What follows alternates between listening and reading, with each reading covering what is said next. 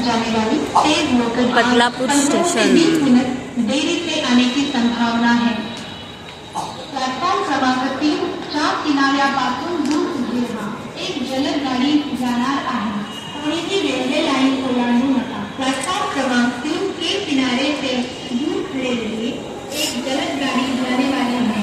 कोई यात्री railway line पार न करें। प्लॅटफॉर्म क्रमांक 3 च्या किनाऱ्यापासून दूर उभे राहा। एक जाणार आहे। कोणीही रेल्वे लाईन ओलांडू नका।